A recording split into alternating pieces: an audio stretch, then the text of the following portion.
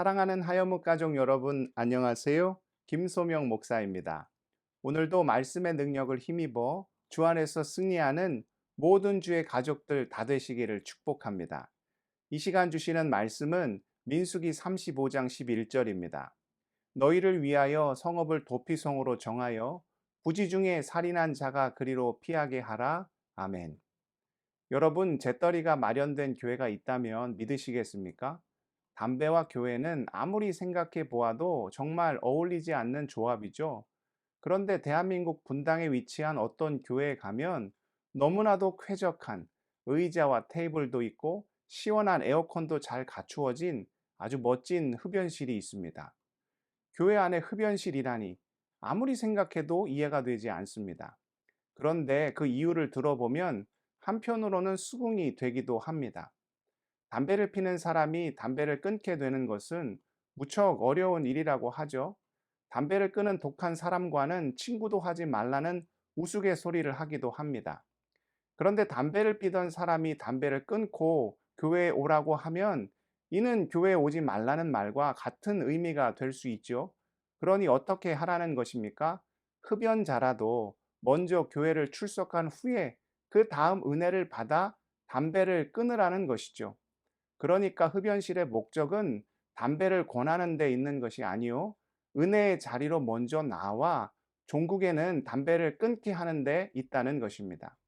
물론 아직도 교회 안에 흡연실이 있다는 사실이 고개를 갸우뚱하게 하지만 그 의도만큼은 충분히 납득이 됩니다. 어떤 분이 한 교회 예배에 우연히 참석하게 되었는데 찬양팀 중 한 사람의 몸에 거부감이 들 정도의 너무나도 지나친 문신이 새겨져 있었습니다. 그 모습을 보고 엄청난 충격을 받게 되었습니다. 예배가 끝난 후 그 교회를 섬기는 교역자에게 가서 컴플레인을 했다는 거죠.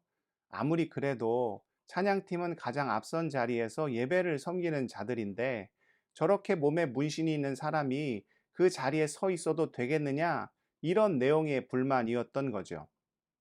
그런데 사역자의 설명을 듣고 나서 그 상황이 충분히 이해가 되었다고 합니다. 원래 그 문신이 있는 청년은 예수를 믿기 전 심한 방황을 하였고 그때 몸에 여러 문신을 새기게 되었다고 합니다. 그런데 하나님의 은혜로 그가 거듭나게 되었고 이후에 너무나도 하나님을 찬양하고 싶어서 찬양팀에 합류하게 되었다는 거죠. 그 사연을 아는 그 교회 교우들은 오히려 찬양을 하는 그 청년을 볼 때마다 그를 놀랍게 변화시킨 하나님의 은혜에 감사하며 함께 기쁨으로 영광을 올려 드린다는 거죠. 오늘 말씀에 보면 도피성 제도가 나옵니다. 하나님께서는 이스라엘 백성에게 그들이 가나안 땅에 들어가면 반드시 도피성을 만들어야 한다 명령하셨습니다. 도피성은 말 그대로 도피를 위한 처소였습니다. 살다 보면 정말 별의별 일들이 다 일어나죠. 본인이 전혀 의도하지 않은 상태에서 어떤 좋지 않은 사건과 연관이 되는 일도 발생할 수 있습니다. 만약 그것이 인명 피해로까지 이어지게 된다면 상황은 정말 심각해질 수밖에 없죠. 피해를 당한 쪽은 그 정황을 제대로 파악하기도 전에 분노에 휩싸여 무조건 복수를 하려 할 것입니다. 그럼 자칫 또 다른 억울한 사태가 벌어질 수도 있는 노릇이죠. 그래서 판결이 이루어지기 전까지 범죄자로 의심이 되는 사람을 보호하기 위해 만든 제도가 도피성 제도입니다. 그 내용이 오늘 말씀 12절에 나옵니다.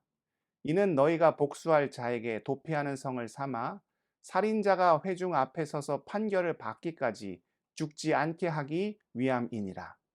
그리고 그 제도가 실제 운영이 잘 되도록 도피성 6곳을 이스라엘 전역에 골고루 설치하게 합니다. 13절과 14절입니다. 너희가 줄 성읍 중에 6을 도피성이 되게 하되 새 성읍은 요단 이쪽에 두고 새 성읍은 가나안 땅에 두어 도피성이 되게 하라. 도피성이 있어도 한 곳에만 설치되어 있다고 생각해 보십시오. 멀리 떨어져 있는 사람은 도피성으로 도망을 오다가 도중에 잡혀 봉변을 당할 수도 있죠. 그래서 6곳을 설치하되 세 곳은 요단 동편에 나머지 세 곳은 요단 서편 가나안 땅에 각각 설치하게 하였습니다. 그럼 하나님께서 이 도피성 제도를 두신 이유가 무엇입니까? 물론 하나님께서는 거룩하신 분이시기에 결단코 죄를 용납하실 수 없으십니다. 그러나 또한 우리 하나님은 자비와 긍휼이 무궁하신 분이시기에 죄인을 그냥 버려둘 수만도 없으시죠. 만약 죄인을 향한 긍휼과 사랑이 없으시다면 성경은 죄가 나오는 창세기 3장에서 그냥 끝나 버렸을 것입니다.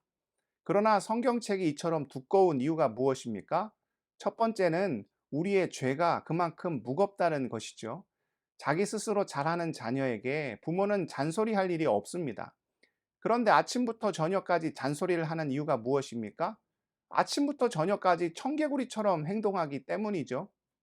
또한 성경이 이처럼 두꺼운 이유는 우리가 그렇게 죄를 지어도 하나님께서 결코 우리를 포기하지 않으시기 때문입니다.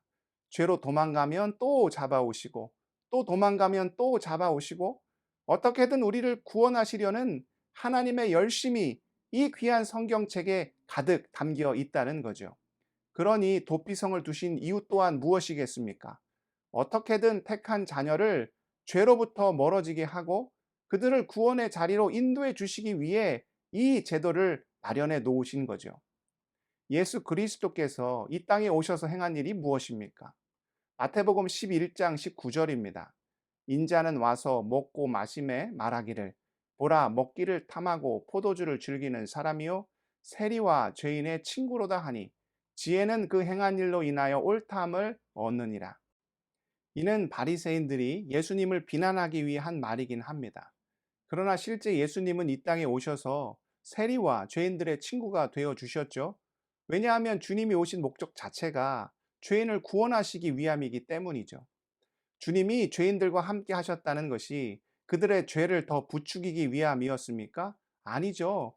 그들이 주 안에서 얼마나 존귀한 자들인지를 깨닫게 하심으로 다시는 죄를 짓지 않게 하시기 위함이었죠.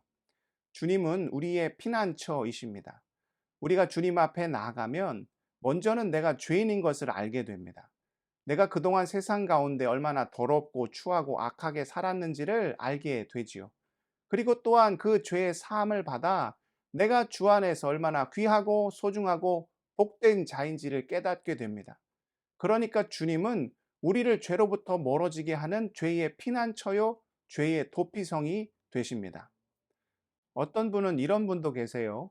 부부싸움을 심하게 합니다. 그럼 그것 때문에 교회에 안 갑니다. 마음에 불편함이 있으니 예배에 갈 자격이 없다는 거죠. 그러나 어떻습니까? 그럴수록 더 예배의 자리로 나아가야 합니다.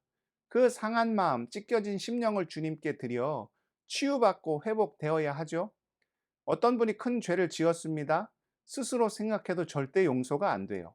그럼 어떻게 해야 할까요? 더럽고 추하고 죄에 잠식된 자가 되었으니 주님 곁을 떠나야 할까요? 아예 주님과 상관없는 삶을 살아야 합니까? 아니죠. 오히려 그럴수록 주님 앞에 나와 회개하고 죄 사함을 받아 그 모든 죄악에서 자유함을 얻어야 합니다. 주님께서 우리에게 원하시는 마음이 무엇입니까? 시편 51편 17절입니다. 하나님께서 구하시는 제사는 상한 심령이라. 하나님이여 상하고 통회하는 마음을 주께서 멸시하지 아니하시리이다. 주님은 우리가 기쁨으로 영광을 올려 드리는 것도 좋아하시지만 우리 안에 죄악이 있고 연약함이 있고 부끄러움이 있어서 주님밖에 의지할 자 없음을 고백하는 우리의 상한 심령 또한 기꺼이 용납해 주신다는 거죠. 사랑하는 하여묵 가족 여러분, 주님이 우리의 피난처이시요 도피성이 되어 주십니다. 우리 안에 죄악이 있다면 주저하지 말고 주님 앞으로 달려가야 합니다. 또한 우리 믿음의 공동체가 이 세상을 향한 도피성이 되어야 하지요. 죄인들을 기꺼이 끌어안음으로 그들을 구원의 자리로 인도하는 구원의 방주, 하나님 나라의 등불이 되어야 합니다. 오늘 주신 이 귀한 말씀을 마음에 새겨 피난처 되신 주를 온전히 의지하며 또한 죄악된 세상 가운데 도피성과 같은 믿음의 공동체를 이루어 주의 놀라운 구원과 위로를 선포하는 우리 귀한 하연목 지체들 다 되실 수 있기를 축복합니다. 기도하시겠습니다. 사랑의 하나님, 피난처 되시는 예수 그리스도를 의지합니다. 우리 안에 죄악이 있고 연약함이 있음을 알게 하시고 무엇보다 주님을 의지하며 바라보며 붙잡고 살아가는 주의 자녀들 다 되게 허락하여 주옵소서.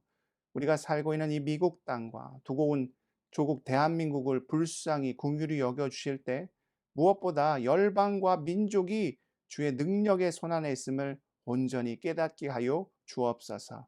우리 하여목 지체들 힘든 삶 가운데 있습니다.